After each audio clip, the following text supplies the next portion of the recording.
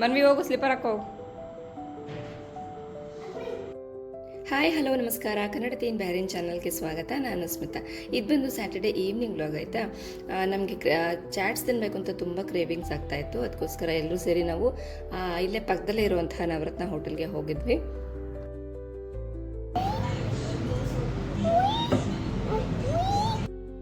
ಯಾವಾಗಲೇ ನಾವು ಚಾಟ್ಸ್ ತಿನ್ನಬೇಕು ಅಂತ ಬಂದರೂ ಕೂಡ ಒಂದು ಮಸಾಲ ಪೂರಿ, ಇನ್ನೊಂದು ಗೋಬಿ ಮಂಚೂರಿ, ಅದು ಬಿಟ್ಟರೆ ಪಾವ್ ಭಾಜಿ ಆರ್ಡರ್ ಮಾಡ್ಕೊಳ್ತೀವಿ. ಬಿಕಾಸ್ ಟೇಸ್ಟ್ ಮಾತ್ರ ತುಂಬ ಚೆನ್ನಾಗಿರುತ್ತೆ. ಫಸ್ಟ್ ಈ ಮೂರನ್ನ ಆರ್ಡರ್ ಮಾಡ್ಕೊಳ್ತೀವಿ. ಆ ಮೂರಕ್ಕೆ ಸಾಕಾಗಿಬಿಡುತ್ತೆ, ಬೇರೆ ಏನು ತಿನ್ನಬೇಕು ಅಂತಲೇ ಅನಿಸಲ್ಲ ನಮಗೆ.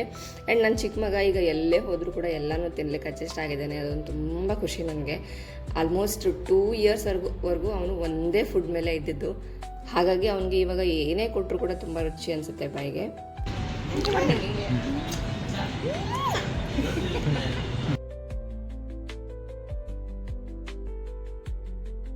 ಬೆಲ್ಟ್ ಹಾಕೋಬೇಕು, ಸೀಟ್ ಮೇಲೆ ಕೂತ್ಕೋಬೇಕು. ಅದು ಹೋಲ್ಡ್ ಮಾಡಿದ್ರ. ಸೊ ನವರತ್ನದಲ್ಲಿ ಚಾಟ್ಸ್ ಎಲ್ಲ ಮುಗಿಸ್ಕೊಂಡು ನಾವೀಗ ಬಹರಿನ್ ಪ್ರೈಡ್ಗೆ ಹೋಗ್ತಾ ಇದ್ದೀವಿ. ಮನೆಗೆ ಸ್ವಲ್ಪ ಐಟಮ್ಸ್ ತಗೊಳ್ಬೇಕಿತ್ತು. ಈ ಥರ ಶಾಪ್ಸ್ಗೆಲ್ಲ ಬಂದಾಗ ನಾನು ತಗೊಳ್ಳೋ ಐಟಮ್ಸ್ಗಿಂತ ನೋಡೋ ಐಟಮ್ಸ್ ಜಾಸ್ತಿ ಇರುತ್ತೆ. ಬಿಕಾಸ್ ನನಗೆ ಎಕ್ಸ್ಪ್ಲೋರ್ ಮಾಡೋದು ತುಂಬ ಇಷ್ಟ. ಅದು ಹೇಗಿದೆ, ಇದು ಹೇಗಿದೆ ಅಂತ ಹೇಳ್ಬಿಟ್ಟು ನನ್ನ ಹಸ್ಬೆಂಡ್ ಅದೇ ಹೇಳ್ತಾ ಇರ್ತಾರೆ ಯಾವಾಗಲೂ, ನೀವು ತಗೊಳ್ಳೋದಕ್ಕಿಂತ ಜಾಸ್ತಿ ನೋಡೋದ್ರಲ್ಲೇ ಇರ್ತೀರಾ ಅಂತೇಳಿ. ನೋಡಿ ನೋಡಿ ಇಡ್ತಾರ, ತಗೊಳ್ಳೋದೇನಿಲ್ಲ. ಅಲ್ಲಿ ಬಿಲ್ ಮಾಡ್ಸೋಣ, ಬಿಲ್ ಮನಿ ಕೊಡ್ಬೇಕಲ್ಲ, ಮನಿ ಕೊಟ್ಬಿಟ್ಟು ಮನೆ ಬ್ಯಾಗಲ್ಲಿ ಹಾಕೊಂಡು ಎವ್ರಿ ಟೈಮ್ ಮನೆಯಿಂದ ಹೊರಡುವಾಗ ಮನ್ವಿಗೆ ಹೇಳಿರ್ತೀವಿ ಆಯ್ತಾ, ಏನು ಮುಟ್ಬಾರ್ದು, ಏನು ಬೇಕು ಅಂತ ಹಠ ಮಾಡಬಾರ್ದು ಅಂತ. ಓಕೆ ಮಮ್ಮಿ ಅಂತಾನೆ ಹೇಳಿರ್ತಾನೆ. ಆದರೆ ಅಲ್ಲಿ ನೋಡಿದ ತಕ್ಷಣ ಒಳ್ಳೆ ಹುಲಿ ಥರ ಎಗರಾಡ್ತಾ ಇರ್ತಾನೆ. ಅವನನ್ನು ಕಂಟ್ರೋಲ್ ಮಾಡೋದಕ್ಕೆ ಕಷ್ಟ ಆಗಿಬಿಡುತ್ತೆ. ಹಂಗೋ ಹಿಂಗೋ ರಾಮಿಸ್ಬಿಟ್ಟು ನಾವು ಐಸ್ ಕ್ರೀಮ್ ಕೊಡಿಸ್ತೀವಿ ಅಂತ ಹೇಳ್ಬಿಟ್ಟು ಅವನಿಗೆ ಐಸ್ ಕ್ರೀಮ್ ಕೊಡಿಸಿದ್ವಿ ಇಟ್ಟು. ಸೊ ಅವನು ಟಾಯ್ನ ಮರ್ತೇ ಹೋಗ್ಬಿಟ್ಟು ಐಸ್ ಕ್ರೀಮ್ ಎಂಜಾಯ್ ಮಾಡ್ತಾ ಇದ್ದಾನೆ. ಕಚ್ಚಿ ತಗೊಮ್ಮ, ಬೇಗ ನೋಡಿ ಚಿನ್ನಿ, ಟಿ ಶರ್ಟ್ ಮೇಲೆಲ್ಲ ಬೀಳ್ತದಮ್ಮ. ಸೊ ನಾವೀಗ ಮನೆಗೆ ಹೋಗ್ತಾ ಇದ್ದೀವಿ. ನಾನು ಈ ವ್ಲಾಗ್ನ ಇಲ್ಲಿಗೆ ಎಂಡ್ ಮಾಡ್ತಾ ಇದ್ದೀನಿ. ಮತ್ತು ಬೆಳಗ್ಗೆ ವ್ಲಾಗ್ನ ನಾನು ಕಂಟಿನ್ಯೂ ಮಾಡ್ತೀನಿ, ಓಕೆನಾ? ಗುಡ್ ನೈಟ್, ಗುಡ್ ಮಾರ್ನಿಂಗ್ ಎಲ್ಲರಿಗೂ. ನಾನಂತೂ ತುಂಬಾ ಖುಷಿಯಾಗಿದ್ದೀನಿ ಇವತ್ತು. ಯಾಕೆ ತುಂಬ ಖುಷಿ ಗೊತ್ತಾ? ನಾನು ಸ್ವಲ್ಪ ಜಾಸ್ತಿ ಹೊತ್ತು ಮಲ್ಕೊಂಡಿದ್ದೆ ಇವತ್ತು. ಆಲ್ಮೋಸ್ಟ್ 7:30ಗೆ ನಾನು ಎದ್ದಿದ್ದು ಇವತ್ತು.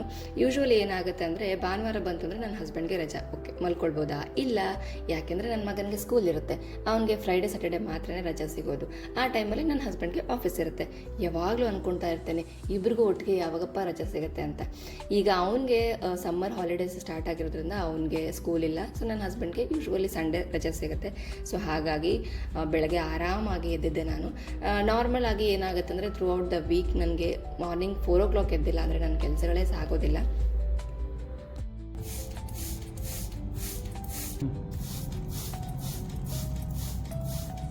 ನಾವು ಎಷ್ಟೇ ಲೇಟಾಗಿದ್ದರೂ ಸಹ ನಮ್ಮ ಕೆಲಸಗಳು ನಮ್ಮನ್ನು ಕಾಯ್ತಾ ಇರ್ತವೆ. ಅಫ್ಕೋರ್ಸ್ ಅದರಲ್ಲಿ ನಂಗೆ ತುಂಬಾ ಖುಷಿ ಇದೆ. ಸೊ ನಾನು ಇಲ್ಲಿಗೆ ಎದ್ಬಿಟ್ಟು ಫ್ರೆಶ್ ಆಗಿಬಿಟ್ಟು ನನ್ನ ಗಿಡಗಳನ್ನ ಮೊದಲು ನಾನು ಚೆಕ್ ಮಾಡ್ತೀನಿ. ನೀರು ಹಾಕೋದಿದ್ರೆ ನೀರು ಹಾಕೋದು, ಇಲ್ಲ ವಾಟರ್ ಸ್ಪ್ರೇ ಮಾಡೋದಿದ್ರೆ ಅದಕ್ಕೆ ವಾಟರ್ ಸ್ಪ್ರೇ ಮಾಡೋದು. ಸಮ್ಮರ್ ಜಾಸ್ತಿ ಆಗಿರೋದ್ರಿಂದ ಇಲ್ಲಿ ಸ್ವಲ್ಪ ನೀರು ಹಾಕ್ತಾ ಇರಬೇಕು, ಇಲ್ಲ ಗಿಡಗಳಿಗೆ ವಾಟರ್ನ ಸ್ಪ್ರೇ ಮಾಡ್ತಾ ಇರಬೇಕು ಲೀವ್ಸ್ಗೆ, ಇಲ್ಲ ತುಂಬ ಡ್ರೈ ಆಗಿಬಿಡ್ತವೆ. ಡೈಲಿ ಎದ್ದು ಅವಳಿಗೆ ಸ್ವಲ್ಪ ಟೈಮ್ ಸ್ಪೆಂಡ್ ಮಾಡಿದ್ರೆ ತುಂಬಾ ಖುಷಿ ಅನಿಸುತ್ತೆ. ಅವುಗಳನ್ನ ಮುಟ್ಟೋದು, ಮಾತಾಡಿಸೋದು ಅದೊಂಥರ ಚೆನ್ನಾಗಿರುತ್ತೆ ನನಗೆ. ಚಿಕ್ಕ ಚಿಕ್ಕ ಎಲೆಗಳು ಚಿಗುರ್ತಾ ಇರ್ತವೆ, ಮಧ್ಯದಲ್ಲಿ ಈ ಥರ ಬೀಳೋದು ಕೂಡ ಇರುತ್ತೆ. ನೋಡಿದಾಗ ಬೇಜಾರಾಗುತ್ತೆ, ಚಿಗುರ್ತಾ ಇರೋದನ್ನ ನೋಡೋಕ್ಕೆ ಖುಷಿ ಕೂಡ ಆಗುತ್ತೆ.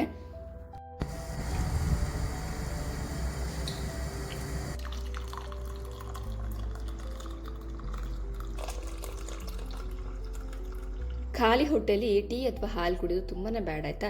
ಸೊ ಸ್ವಲ್ಪ ಏನಾದರೂ ತಿಂದ್ಬಿಟ್ಟು ಮತ್ತೆ ಟೀ ಅಥವಾ ಹಾಲನ್ನು ಕುಡೀರಿ. ಪ್ಲ್ಯಾಂಟ್ಸ್ಗೆ ವಾಟರ್ ಹಾಕಿ ಬರೋಷ್ಟರಲ್ಲಿ ಬ್ರೇಕ್ಫಾಸ್ಟ್ಗೆ ಟೈಮ್ ಆಗಿಬಿಟ್ಟಿತ್ತು. ಅಷ್ಟೊತ್ತಿಗೆ ನನ್ನ ಚಿಕ್ಕ ಮಗ ಸಹ ಎದ್ದಿದ್ದ. ಸೊ ಅವನಿಗೆ ಸ್ವಲ್ಪ ಹಾಲನ್ನು ಕಾಯಿಸ್ಬಿಟ್ಟು ನಮಗೆ ಸ್ವಲ್ಪ ಟೀ ಮಾಡ್ಕೊಂಡ್ವಿ.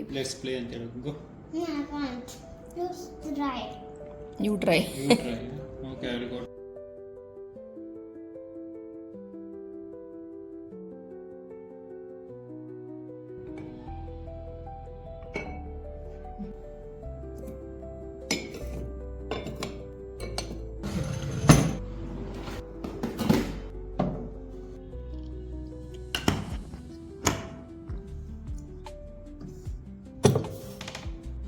ಗೆಸ್ ಮಾಡಿ ನಾವಿಲ್ಲಿ ಏನು ಮಾಡ್ತಾ ಇರ್ಬೋದು ಅಂತ. ಹಾಂ, ಬ್ಯಾರಿನಲ್ಲಿ ಸಮ್ಮರ್ ಸ್ಟಾರ್ಟ್ ಆಗಿದೆ. 2-3 ಮಂತ್ಸ್ವರೆಗೂ ಸಿಕ್ಕಾಪಟ್ಟೆ ಬಿಸಿಲು ಆಯಿತಾ. ಸೊ ಸಂಡಿಗೆಗಳನ್ನ ಮಾಡೋಣ ಅಂತ ಸ್ಟಾರ್ಟ್ ಮಾಡ್ಕೊಂಡ್ವಿ. ಒಂದೇ ಸರಿಗೆ ಜಾಸ್ತಿ ಹಾಕ್ಕೊಳ್ಳಿಕ್ಕಾಗಲ್ಲ ನಮಗೆ. ಇಲ್ಲಿ ಮಾಡಿ ಮೇಲೆಲ್ಲ ಹೋಗಿ ಸಂಡಿಗೆಗಳು ಹಾಕ್ಕೊಂಡ್ರೆ, ಅಂದರೆ ನಮ್ಮ ಇಂಡಿಯಾದಲ್ಲೆಲ್ಲ ಮಾಡಿ ಮೇಲೆ ಹೋಗಿ ಸಂಡಿಗೆ ಹಾಕ್ತೀವಲ್ವ, ಆ ಥರ ಎಲ್ಲ ಹಾಕ್ಕೊಳ್ಳಿಕ್ಕಾಗಲ್ಲ ಇಲ್ಲಿ. ಮಾಡಿ ಮೇಲೆ ಹೋಗಿ ಸಂಡಿಗೆ ಇಟ್ಟು ಬರೋಷ್ಟರಲ್ಲಿ ನಾನು ಸಂಡಿಗೆ ಆಗಿಬಿಟ್ಟಿರ್ತೀನಿ. ಹಾಗಾಗಿ ನಾವು ಸ್ವಲ್ಪನೇ ಅಂದರೆ ವೀಕ್ಲಿ 1 kg ಅಥವಾ 1.5 kg ಅಷ್ಟು ಮಾಡ್ಕೊಳ್ತೀವಿ. ಮನೇಲೇ ಎಷ್ಟು ಬಿಸಿಲು ಬರುತ್ತೋ ಆ ಬಿಸಿಲಲ್ಲಿ ಒಣಗಿಸ್ಕೊಂಡ್ಬಿಟ್ಟು ಮತ್ತೆ ಅವನ್ನ ತೆಗೆದುಬಿಟ್ಟು ನಾನು ಬಾಲ್ಕನಿಯಲ್ಲಿ ಒಂದು ಸ್ಟ್ಯಾಂಡ್ ಮೇಲೆ ಒಂದು ಪಾತ್ರೆನ ಇಟ್ಬಿಟ್ಟು ಒಣಗಿಸ್ಕೊತೀನಿ. ಬನ್ನಿ ಮಧ್ಯಾಹ್ನಕ್ಕೆ ಊಟಕ್ಕೆ ರೆಡಿ ಮಾಡ್ಕೊಳ್ಳೋಣ. ನಾನಿಲ್ಲಿ 2 ಥರದ ಮೊಳಕೆ ಕಾಳುಗಳನ್ನ ಹಾಕಿಬಿಟ್ಟು ಸಾಂಬಾರು ಮಾಡ್ಕೊಳ್ಳೋಣ ಅಂತ ಅಂದ್ಕೊಳ್ತಾ ಇದ್ದೀನಿ. ಹಾಗೆ ಬ್ರೌನ್ ರೈಸ್ದು ಗಂಜಿ. ಬ್ರೌನ್ ರೈಸ್ನ ನಾನು ರಾತ್ರಿನೇ ನೆನೆ ಹಾಕಿದ್ದೆ. ಬೆಳಗ್ಗೆ ಎದ್ದು ಸ್ವಲ್ಪ ವಾಶ್ ಮಾಡಿ ಪಾತ್ರೆ ತುಂಬ ನೀರು ಹಾಕಿ ಸ್ವಲ್ಪ ಉಪ್ಪು ಹಾಕಿ ಬಾಯ್ಲ್ ಮಾಡಲಿಕ್ಕೆ ಇಡಬೇಕು. ಆ್ಯಂಡ್ ಸಾಂಬಾರಿಗೆ ಟೊಮ್ಯಾಟೊ, ಈರುಳ್ಳಿ, 2 ಹಸಿಮೆಣಸಿನ್ಕಾಯಿ, ಹಾಗೆಯೇ ಸ್ವಲ್ಪ ಹಸಿ ಶುಂಠಿ ಹಾಕಿ ನೀರು ಹಾಕಿ ಅದನ್ನು ಸಹ ಬಾಯ್ಲ್ ಮಾಡಲಿಕ್ಕೆ ಇಡಬೇಕು. ಅಕ್ಕಿ ಅಥವಾ ಬೇಳೆಕಾಳುಗಳನ್ನು ನಾವು ಡೈರೆಕ್ಟಾಗಿ ವಾಶ್ ಮಾಡಿ ಯೂಸ್ ಮಾಡೋದಕ್ಕಿಂತ ಒಂದು 6 hours ನೆನೆ ಹಾಕಿ ಯೂಸ್ ಮಾಡಿದ್ರೆ ಅದರಿಂದ ಹೆಲ್ತ್ ಬೆನಿಫಿಟ್ಸ್ ತುಂಬಾ ಇದೆ. ಸೊ ಅದಕ್ಕೋಸ್ಕರ ನಾನು ಬ್ರೌನ್ ರೈಸ್ನ ರಾತ್ರಿನೇ ನೆನೆ ಹಾಕಿದ್ದೆ. ನಾನು ಅಡುಗೆ ಮಾಡ್ಕೊಳ್ತಾ ಇದ್ದೆ, ಇವರೆಲ್ಲ ಇಲ್ಲಿ ಆಟ ಆಡ್ಕೊಳ್ತಾ ಇದ್ರು. ಬರೀ ನನ್ನ ಮಕ್ಳಿಗೆ ಮಾತ್ರ ಕಾರು ಪ್ಲೇ ಮಾಡೋದು ಇಷ್ಟ ಅಲ್ಲ, ನನ್ನ ಹಸ್ಬೆಂಡ್ಗೂ ತುಂಬಾ ಇಷ್ಟ. ಸೊ ನನ್ನ ಮಕ್ಕಳಿಗೆ ತೊಗೊಂಬಂದು ಕೊಟ್ಟಿರೋ ಕಾರುಗಳಲ್ಲಿ ಅವರು ಸಹ ಆಟ ಆಡ್ಕೊಳ್ತಾರೆ, ಅವರು ಸಹ ಎಂಜಾಯ್ ಮಾಡ್ತಾರೆ. ಬಿಕಾಸ್ ನಾವು ಚಿಕ್ಕವರಿದ್ದಾಗೆಲ್ಲ ಈ ಥರ ಟಾಯ್ಸ್ ನಮಗೆಲ್ಲ ಸಿಗ್ತಾ ಇರಲಿಲ್ಲ, ಹಾಗಾಗಿ ಈಗ ನಾವು ಎಂಜಾಯ್ ಮಾಡ್ತೀವಿ ಅದನ್ನೆಲ್ಲ. ಯಾರಿಗೆ ಅಣ್ಣಗ? ವಿಚ್ ಒನ್ ಫಾರ್ ಅಣ್ಣ? ಬನ್ನಿ ಈಗ ಮಸಾಲೆಗೆ ರೆಡಿ ಮಾಡ್ಕೊಳ್ಳೋಣ. ಒಂದು ಅರ್ಧ ಈರುಳ್ಳಿ, ಅರ್ಧ ಟೊಮ್ಯಾಟೊ, ಸ್ವಲ್ಪ ಬೆಳ್ಳುಳ್ಳಿ, ಹಾಗೆ ಸ್ವಲ್ಪ ಕೊತ್ತಂಬರಿ, ಇದನ್ನೆಲ್ಲ ಹುರಿದು ಕೂಡ ಮಿಕ್ಸಿಗೆ ಹಾಕ್ಕೊಳ್ಬೋದು, ಇಲ್ಲ ಡೈರೆಕ್ಟಾಗಿ ಕೂಡ ಹಾಕ್ಕೊಳ್ಬೋದು.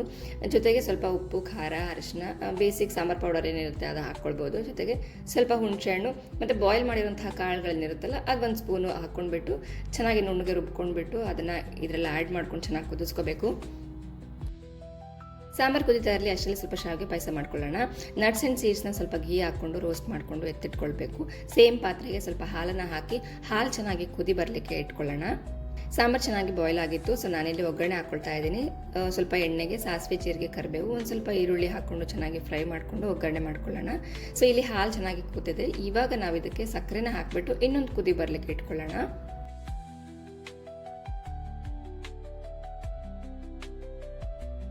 ಹಾಲು ಸಕ್ಕರೆ ಎಲ್ಲ ಚೆನ್ನಾಗಿ ಕುದಿದೆ. ನಾನು ಈಗ ಶಾವಿಗೆನ ಆ್ಯಡ್ ಮಾಡ್ಕೊಳ್ತಾ ಇದ್ದೀನಿ. ಶಾವಿಗೆ ಹಾಕಿದ ನಂತರ ಇದನ್ನು ಬಾಯ್ಲ್ ಮಾಡೋ ಅವಶ್ಯಕತೆ ಇಲ್ಲ, ಜಸ್ಟ್ ಮಿಕ್ಸ್ ಮಾಡಿಕೊಂಡು ಸ್ಟವ್ ಆಫ್ ಮಾಡ್ಕೊಂಡ್ರೆ ಆಯಿತು. ಬ್ರೌನ್ ರೈಸ್ ನೋಡಿ ಕುದ್ಬಿಟ್ಟು ಪಾತ್ರೆಯಲ್ಲಿ ಇಷ್ಟು ನೀರು ಕಡಿಮೆ ಆಗಬೇಕು. ಈಗ ನಾವು ಇದನ್ನು ಕುಕ್ಕರ್ಗೆ ಟ್ರಾನ್ಸ್ಫರ್ ಮಾಡ್ಕೊಳ್ಳೋಣ. ಕುಕ್ಕರಲ್ಲಿ 1-2 ವಿಷಲ್ ಹಾಕ್ಸ್ಕೋಬೇಕು, ಆವಾಗಲೂ ತುಂಬಾ ಸಾಫ್ಟ್ ಆಗುತ್ತೆ. ಈಗ ನೋಡಿ ಇಷ್ಟು ಗಟ್ಟಿಯಾಗಿದೆಯಲ್ಲ, ಕುಕ್ಕರಲ್ಲಿ ಹಾಕ್ಕೊಂಡು ಸ್ವಲ್ಪ ನಾರ್ಮಲ್ ವಾಟರ್ನ ಹಾಕ್ಕೊಂಡು ಬೇಯಿಸ್ಕೊಂಡು ನಂತರ ಹೇಗಿರುತ್ತೆ ಇದ್ರ ಟೆಕ್ಸ್ಚರ್ ಅಂತ ನಾನು ನಿಮಗೆ ಮತ್ತೆ ತೋರಿಸ್ತೀನಿ. ಬೆಳಗ್ಗೆ ಸ್ವಲ್ಪ ತಿಂದು ಹಾಲು ಕುಡಿದವ್ರಷ್ಟೇ ಅದು ಇದು ಆಟ ಆಡ್ಕೊಂಡು ಅದು ಇದು ಮಾಡ್ಕೊಂಡೆ ಬ್ಯುಸಿಯಾಗಿ ಹೋಗ್ಬಿಟ್ಟಿದ್ರು ನನ್ನ ಮಕ್ಕಳು. ಸೊ ನಾನು ಇಲ್ಲಿ ಫ್ರೂಟ್ಸ್ ಕಟ್ ಮಾಡಿ ಕೊಡ್ತಾ ಇದ್ದೆ ಅವ್ರಿಗೆ.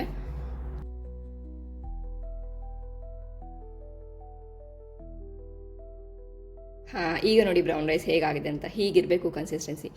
ಎಷ್ಟು ಪರ್ಫೆಕ್ಟಾಗಿ ಆಗುತ್ತೆ ಗೊತ್ತಾ ಈ ರೀತಿ ಕುಕ್ ಮಾಡಿದ್ರೆ ಬ್ರೌನ್ ರೈಸು. ಮಕ್ಕಳಿಗಂತೂ ತುಂಬಾ ಇಷ್ಟ ಆಗುತ್ತೆ. ಇದರಲ್ಲಿ ಏನು ಹಾಕ್ಕೊಳ್ಳೋದು ಬೇಡ, ಬರೀ ಸ್ವಲ್ಪ ತುಪ್ಪ ಹಾಕ್ಕೊಂಡು ತಿಂದರೆ ಸಾಕು, ತುಂಬಾ ರುಚಿಯಾಗಿರುತ್ತೆ. ಬನ್ನಿ ಈಗ ಊಟಕ್ಕೆ ರೆಡಿ ಮಾಡ್ಕೊಳ್ಳೋಣ.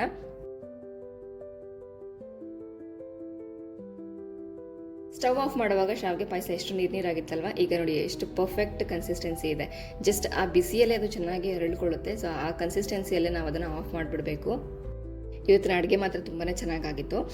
ಖಾರದ ಜೊತೆ ಸ್ವಲ್ಪ ಸ್ವೀಟ್ ಏನಾದರೂ ಇದ್ದರೆ ಎಷ್ಟು ಚೆನ್ನಾಗಿ ಅನಿಸ್ತಲ್ವ ಊಟ. ಟೂ ಮಚ್ ಕೊಬ್ಬು ಹೇಳ, ಟೂ ಮಚ್ ಕೊಬ್ಬು. Smile please.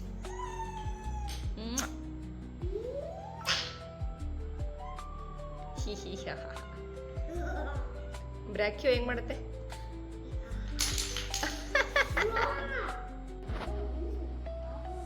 ಬೀಳುತ್ತೆ ಬೀಳುತ್ತೆ ಬೀಳುತ್ತೆ ಬೀಳುತ್ತೆ. ಓ ವೆರಿ ನೈಸ್.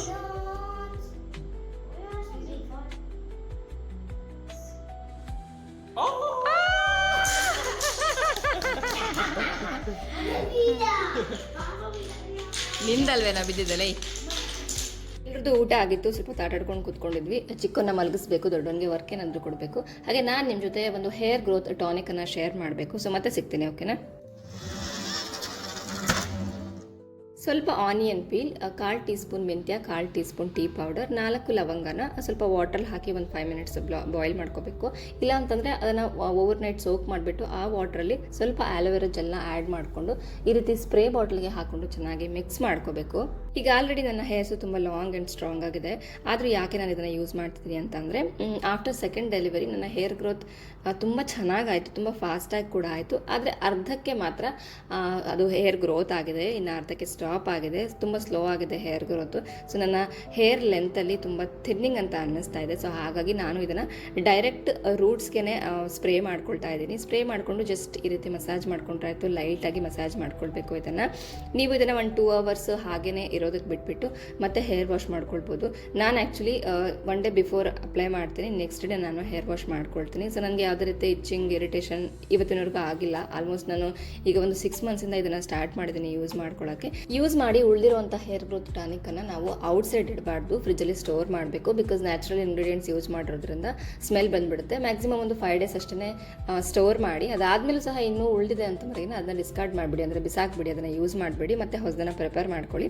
ಇದ್ರ ಬಗ್ಗೆ ನಿಮಗೆ ಇನ್ನೂ ಏನಾದರೂ ಡೌಟ್ ಇತ್ತು ಅಂದರೆ ನನಗೆ ಕಮೆಂಟ್ ಮಾಡಿ. ಸೊ ನಾನು ನೆಕ್ಸ್ಟ್ ವೀಡಿಯೋದಲ್ಲಿ ನಿಮಗೆ ಡೀಟೇಲ್ ಆಗಿ ತಿಳಿಸ್ತೀನಿ, ಅಥವಾ ಹೇರ್ ಗ್ರೋತ್ ಟಾನಿಕ್ದೇ ಸಪ್ರೇಟ್ ವಿಡಿಯೋ ಮಾಡ್ತೀನಿ. ಸೊ ಈ ರೀತಿ ಟೈ ಮಾಡ್ಕೊಳ್ಬೇಕು. ವೆಟ್ ಇರ್ತವೆ ಹೇರ್ಸು, ಸೊ ನಾವು ಅದನ್ನು ಕೋಮ್ ಮಾಡ್ಕೊಳ್ಬಾರ್ದು. ಸೊ ಡ್ರೈ ಆದಮೇಲೆ ಕೋಮ್ ಮಾಡ್ಕೋಬೇಕು. ಈ ರೀತಿ ಟೈ ಮಾಡಿಕೊಂಡು ಆಫ್ಟರ್ 2 ಅವರ್ಸ್ ಆದಮೇಲೆ ಮೈಲ್ಡ್ ಶಾಂಪು ಯೂಸ್ ಮಾಡಿಕೊಂಡು ಹೇರ್ ವಾಶ್ ಮಾಡ್ಕೊಳ್ಬೋದು.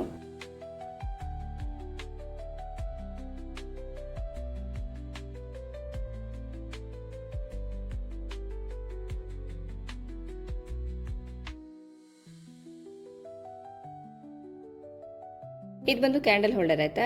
ತುಂಬಾ ಕ್ಯೂಟ್ ಆಗಿದೆ, ಅದನ್ನು ಸ್ವಲ್ಪ ಕ್ಯೂಟಾಗಿ ಮಾಡೋಣ. ಸೊ ನನ್ನ ಹತ್ರ ಈ ರೀತಿ ಹಳೇದು ರಿಬ್ಬನ್ ಒಂದು ಬಿದ್ದಿತ್ತು. ಸೊ ಅದನ್ನು ಈ ರೀತಿ ಟೈ ಮಾಡಿದೆ. ಎಷ್ಟು ಬ್ಯೂಟಿಫುಲ್ ಆಗಿ ಕಾಣಿಸ್ತಾ ಇತ್ತು. ಇದೊಂದು ಚಿಕ್ಕದು ಬದಲಾವಣೆ ಮಾಡಿದ್ದಕ್ಕೆ ಎಷ್ಟು ಚೆನ್ನಾಗಿ ಕಾಣಿಸ್ತಾ ಇತ್ತು ನೋಡಿ ಅಲ್ವಾ. ನನಗೆ ಈ ರೀತಿ ಸಣ್ಣ ಪುಟ್ಟ ಚೇಂಜಸ್ ಮಾಡಲಿಕ್ಕೆ ಮನೇಲಿ ತುಂಬಾ ಇಷ್ಟ. ನನಗೆ ಇದರಲ್ಲೇ ಮುಳುಗೋಗ್ಬಿಟ್ಟಿರ್ತೀನಿ. ನನಗೆ ಬೇರೆ ಪ್ರಪಂಚನೇ ಬೇಡ ಅಂತ ಅನಿಸುತ್ತೆ. ನನ್ನಿಬ್ಬರು ಮಕ್ಕಳು, ನನ್ನ ಗಂಡ, ನನ್ನ ಮನೆ, ಅದಷ್ಟೇ ನನ್ನ ಜೀವನ, ಅದಷ್ಟೇ ನನಗೆ ಸಾಕಪ್ಪ ಭಗವಂತ ಅಂತ ಅನಿಸ್ತಾ ಇರುತ್ತೆ. ತುಂಬ ದೊಡ್ಡ ದೊಡ್ಡ ಕನಸು, ಆಸೆಗಳಿಂದ ಓಡ್ತಾ ಇದ್ದೀವಿ ನಾವೆಲ್ಲ. ಅಂದರೆ ತುಂಬ ದೊಡ್ಡ ದೊಡ್ಡ ಕನಸು ಕಾಣೋದು ತಪ್ಪು ಅಂತ ನಾನು ಹೇಳ್ತಲ್ಲ, ಆದರೆ ಅದ್ರ ಮಧ್ಯೆ ಈ ರೀತಿ ಸಣ್ಣ ಸಣ್ಣ ವಿಷಯಗಳಿಗೆ ಖುಷಿ ಪಡೋದನ್ನು ನಾವು ಮರಿತಾ ಇದ್ದೀವಿ. ಖುಷಿಯಾಗಿರ್ಲಿಕ್ಕೆ ನಮ್ಮ ಸುತ್ತಲೂ 1000 ಕಾರಣಗಳಿರ್ತವೆ. ಆದರೂ ಒಂದು ದುಃಖದ ವಿಷಯ ಇಟ್ಕೊಂಡ್ಬಿಟ್ಟು, ತುಂಬ ಚಿಕ್ಕದಾಗಿರುತ್ತೆ ಆ ದುಃಖದ ವಿಷಯ ಕೂಡ, ಅದನ್ನು ಇಟ್ಕೊಂಡು ನಾವು ಇಡೀ ದಿನ ಇನ್ನು ಬೇಜಾರಾಗಿರ್ತೀವಿ. ಯಾವುದ್ರಲ್ಲೂ ಏನು ಮಾಡಲಿಕ್ಕೂ ಕೂಡ ನಮಗೆ ಮನಸ್ಸೇ ಇರೋದಿಲ್ಲ. ಸೊ ನಮ್ಮ ಖುಷಿಗೋಸ್ಕರ ಕಾಯ್ತಾ ಇರೋರು ಸಹ ನಮ್ಮನ್ನು ನೋಡಿ ಬೇಜಾರಾಗ್ತಾರೆ. ಲೈಫಲ್ಲಿ ಏನೇ ನಡೀತಾ ಇದ್ರು ಕೂಡ ಅದೆಲ್ಲ ನಮ್ಮ ಒಳ್ಳೇದಕ್ಕೋಸ್ಕರ ನಡೀತಾ ಇದೆ ಅನ್ನೋವಂಥದ್ದನ್ನು ನಾನು ತುಂಬ ಅಂದರೆ ತುಂಬಾ ಸ್ಟ್ರಾಂಗ್ ಆಗಿ ಬಿಲೀವ್ ಮಾಡ್ತೀನಿ. ಸೊ ಇವತ್ತಿನ ವ್ಲಾಗ್ನ ನಾನು ಇಲ್ಲಿಗೆ ಎಂಡ್ ಮಾಡ್ತಾ ಇದ್ದೀನಿ. ನಿಮಗೆ ಇವತ್ತಿನ ವಿಡಿಯೋ ಹೇಗೆ ಅನ್ನಿಸ್ತು ಅಂತ ನನಗೆ ಕಮೆಂಟ್ ಮಾಡಿ. ವಿಡಿಯೋ ಇಷ್ಟ ಆಗಿದ್ದರೆ ಲೈಕ್ ಮಾಡಿ, ಹಾಗೆ ಸಬ್ಸ್ಕ್ರೈಬ್ ಮಾಡ್ಕೊಳ್ತಾರೆ ವಿಡಿಯೋ ನೋಡ್ತಾ ಇದ್ದರೆ ಚಾನಲ್ನ ಸಬ್ಸ್ಕ್ರೈಬ್ ಮಾಡ್ಕೊಳ್ಳಿ. ಮತ್ತು ನಾನು ನಿಮಗೆ ಮುಂದಿನ ವ್ಲಾಗಲ್ಲಿ ಸಿಗ್ತೀನಿ. ಅಲ್ಲಿವರೆಗೂ ನಮಸ್ಕಾರ.